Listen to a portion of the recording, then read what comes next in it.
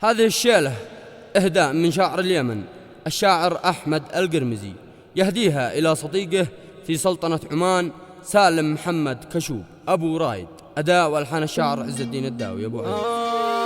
يقول أحمد قرمزي يا حرف شعري والقصيد، شل القوافي وانطلق رحلة والجواهر والصدف إلى الرفيق سالم كشوب الصاحب الشهم العنيد، راعي الكرامة والحمية والرجولة والشرف، رجل عماني مقدمي طيب وفي ذرغام جد، الشد له الدنيا الواسعة من طرف للطرف، إذا تكلم ما تكلم غير بالقول السديد، وساعة الأفعال فيه المعنوية والشغف، سالم كشوب يضرب فيه والفتحة بيد من حديد، لبه يا لبى شموخ ذيله العالم وقف، كل المواقف شاهده انه جبل شامخ وحيد، من يرتزم فيه ما تزاحزح الندامه والحسد، خيروني بين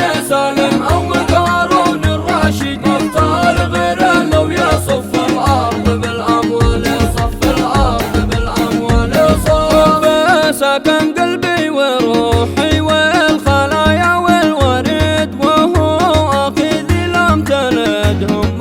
ويعرف من عرف، يا هاجسي وصل تحياتي إليه عبر البريد، واهديها أزهار المحبة لإله قلبي قطف، سالم محمد الوفي رجال لا يمكن يحد، وكلمته كلمة وقوله مثل طلقة النصر، ما دام يدك في الصدى كملت وهايد، مخوتك افخر بها وصداقتك اكبر شرف، فضلك وخيرك سابقك كل القريب مع البعيد، يجي الذي ما يتركه والصحب فاول من عطف، ابشر بعزك يا الخوي سلم واطلب ما تريد، والله ما يغلى عليك يا صاحبي لحم الكتف، لو خيروني بين سالم او مقارون الراشد، مختار غيره لو يصف الارض بالاموال، يصف الارض بالاموال